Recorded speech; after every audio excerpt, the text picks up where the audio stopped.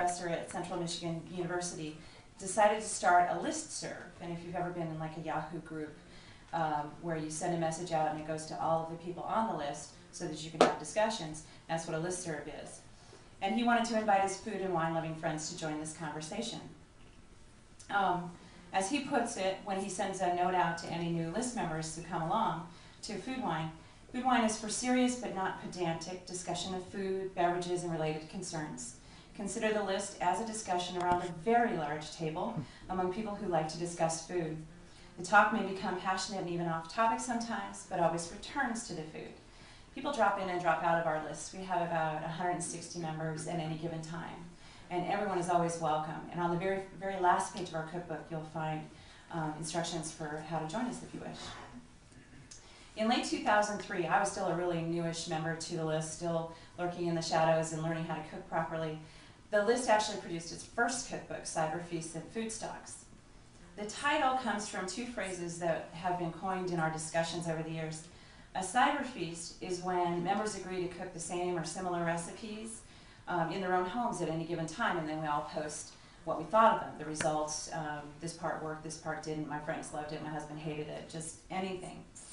And a food stock is when we food winos actually get to meet in person. You're traveling to a different city or another part of the world, and there's a food wine list member there, then you meet for a meal at a restaurant or their home, and you get to meet them in person. So food stocks are kind of rare. We think of them as like Woodstock, but with actually good food and toilet facilities. Since I live here in Northern California, which of course is a food and wine mecca of sorts, I've been lucky enough to food stock with several members who've journeyed here from as far away as Australia. Our Tom McRae from Australia came a couple of years ago. The first Cyberfeasts and Foodstocks cookbook was mostly, we printed enough just to sell and circulate among us members. It was a 10th anniversary book for the list. They had all these recipes they wanted to put together. And Joanne Schweik, who was a woman from the East Coast who had experience actually editing cookbooks, was the guiding force on that one and our editorial leader back then. The group raised funds and tested recipes and produced a few hundred copies just after the 10th anniversary. One of our food winos, Pat Belanger in Canada, passed a copy of our first cookbook to the editor of the Toronto Star newspaper, and they wrote it up as the best cookbook of 2004. But we weren't done yet, so we were buoyed by the great reception on the first book, and we knew we had recipes we hadn't been able to include in the first book, didn't have enough room. We've had more recipes since that we've developed or found somewhere and tweaked and made our own, and that we loved. And so in 2006, that's how long it takes, we decided to produce a second cookbook. More than 400 recipes were nominated for inclusion, and we went into recipe testing. Now, as people who use a lot of cookbooks, and tell me if you don't agree with this, where you take the cookbook home, and I don't care how famous the chef is, and you try a recipe and it does not work, we knew recipe testing was vital to the book. So Mary Ellen Casey, who lives in Syracuse, New York, she's one of our food winos, created this private website, and we put all the recipes up there. Entrees, meats, fish, whatever. And you could check one out, print it on your home machine, cook it, feed it to your family and friends and whatever, and post the results. She had this really dedicated list of detailed questions as far as the testing results. And so we did that for every single recipe, twice. Took us something over a year. And Wendy Hunt, who lives in Ontario, Canada, and runs a food shop and cafe. Wendy, raise your hand. Wendy was one of our primary recipe testers because, by God, her customers were the best guinea pigs. so she did, as I was editing the book, I have to say I'd seen at least 100 of the final recipes that had Wendy's notes and variations and such on them. So once all of that was done, everything had been tested at least twice. Mary Ellen finally declared testing finished. And then everything, the raw recipes, the testing notes, the comments as to who nominated whose recipe it was, and all of that came to several of us who were to work as chapter editors. And again, we're doing all of this by email because our chapter editors were myself, and I live here in Novato, California, Lucia Castrovilla, raise your hand, who just moved here from Washington, D.C. She's now in San Francisco. Cynthia Winslow, who's a fabric artist and photographer in Austin, Texas. Ann Louise Bannon and her daughter's here tonight. Corey, where are you? Who is a television critic in Los Angeles. Kathy Delkakowski from San Luis Obispo, California. Kathy. And Marie Pinho in Virginia, and Sherry Blair in Georgia. So you see, we're all over the place, but we were doing all of this work as a coordinated effort in our own homes, in our own time, outside of our regular jobs. And as you know from what Elaine said, I have a few of those. So into that, again, that took us a couple of years. The last chapter that I compiled and edited in the book was the Pastorio Fundamentals. Bob Pastorio was one of the earliest members of our list, one of the most outspoken. He was a food writer, a restaurateur. He'd been a chef for many years. He was a radio host of a cooking program in Virginia where he lived, and just one of the most vocal and generous members of the group with his time. There was nothing Bob did not know about cooking. And so when he passed away, just after we started work on this book, we decided to not only dedicate it to him, but to collect the best of what we had in our archives of things he had taught us. And so the first chapter in the book is called Pastorio Fundamentals. Bob would give you something like a basic recipe. He called it anything risotto. And it'd be a basic recipe for how to make a risotto. And then he would give you all of the variations. You can make a squash risotto or a pea risotto or just any kind of risotto. And that was the kind of thing Bob did for us. In very funny, very well-written language, he gave us all kinds of fabulous fundamentals. And so we, that was the last thing we did, was we put those together. Blake Olson, who's a caterer and personal chef in San Antonio, and Terry Pogue, who lives in Potomac, Maryland, were the two people on our list who had like all of Pastorio's. They had saved every word that man had written.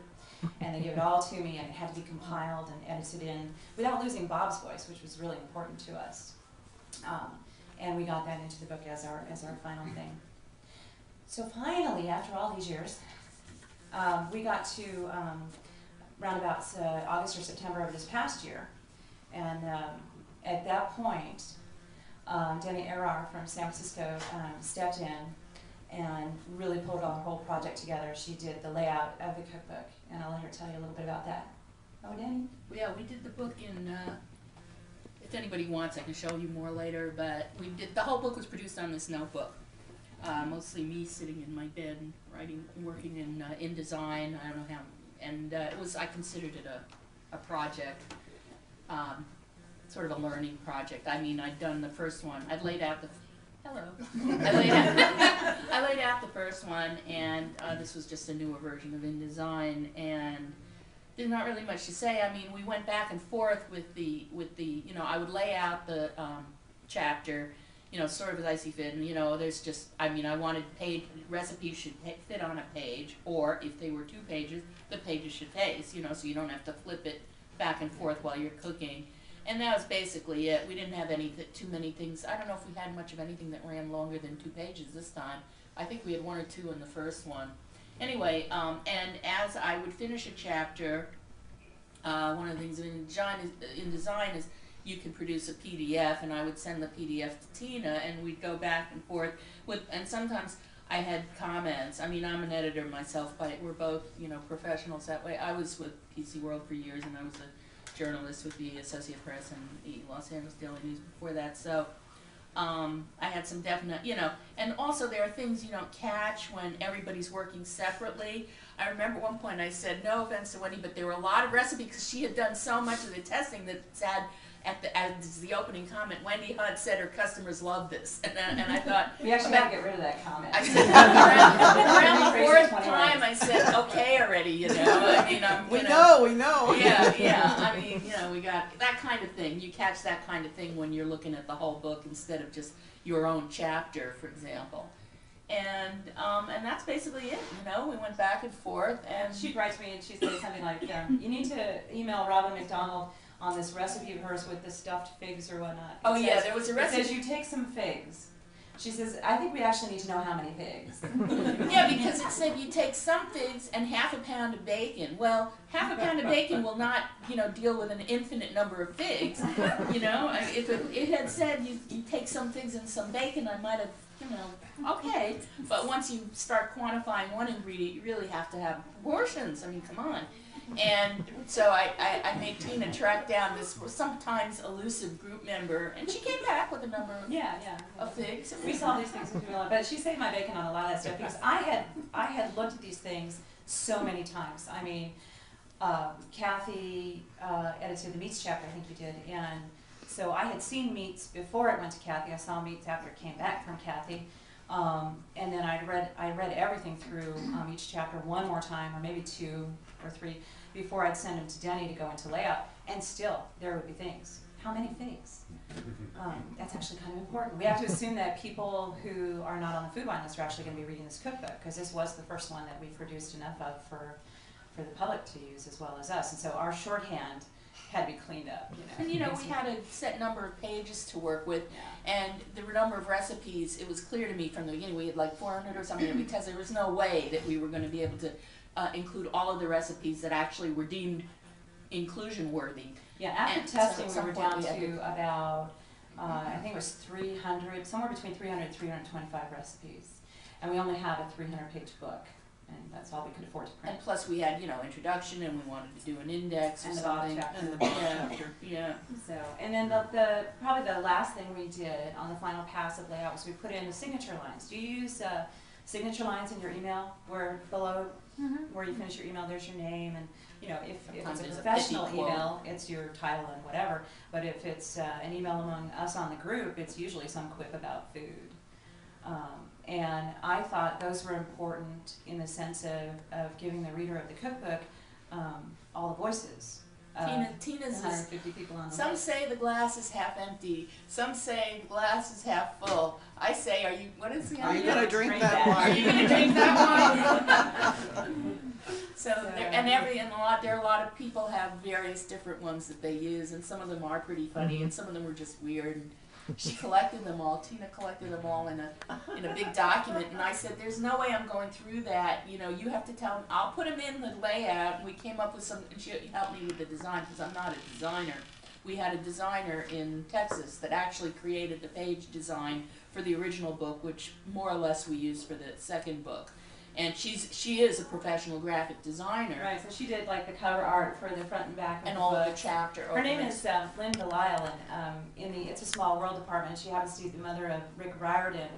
And I don't know if you've read any of his books, but he's written 2 separate books. For adults, he's written these wonderful Trace Navarre mystery novels. And for children, he wrote the Percy Jackson and the Olympian books, which have been made into films. And so Lynn is his mom. She just happens to be one of our members of the Food Wine group, and the graphic designer who did our opening pages and covers and She stuff. did it for the original too. She's an old time. She and I are among the old timers. Old timers on Yeah. So Very talented. So we were lucky. I mean, how did 100 people who've never met produce a cookbook? Well, we had all the talent we needed, and we had all the willing hands to test recipes, and then it just took drive and gumption and me beating people over the head And Tina was like the business manager too, because we had used a printer in Canada the first time around because, we looked into it and it was cost effective. But when we looked into it this time, they had raised their shipping rates and it was like outrageously expensive. And Tina, who is a publisher of a magazine, a winery business trade magazine, right.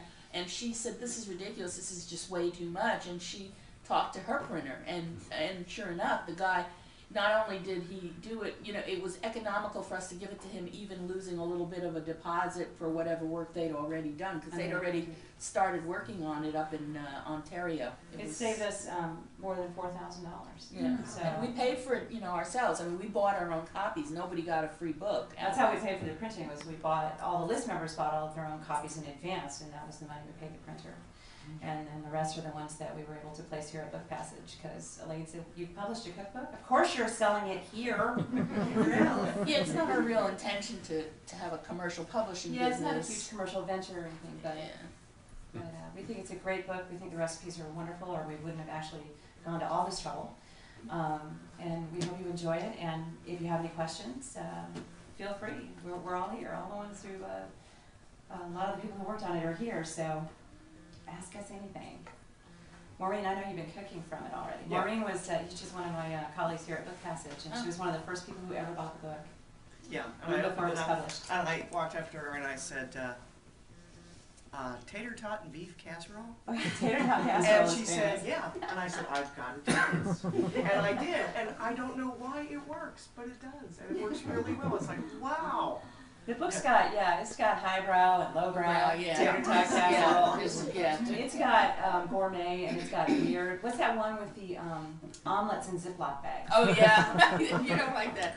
And it works. You put omelet. You actually put raw egg and mix it up with whatever you want in your omelet in a Ziploc bag, but it has to be a sturdy one. And you put the Ziploc bag in boiling water. And I mean, there's a limit to how many Ziploc bags. It's ridiculous, but it works. But it works, and it actually, one of the reasons I liked it is no butter, nothing. You know, if you're trying to.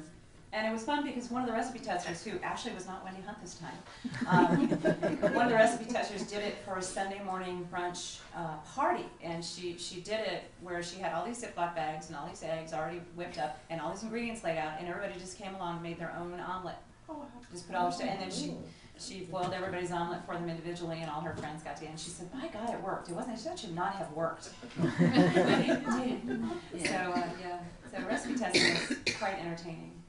A lot of stuff failed. You told me here, this lady here said that the hot milk cake is something that came down through your family too. Yeah, my grandmother. It tastes a lot like hers, and she was known for that. Yeah. They had big card games, and then they would bridge or whatever, and she'd run out and make hot milk cake. And There you go. A bridge player. yeah, and my grandfather didn't like icing. In your recipe said you could have no icing. Right. So I just thought that was cool.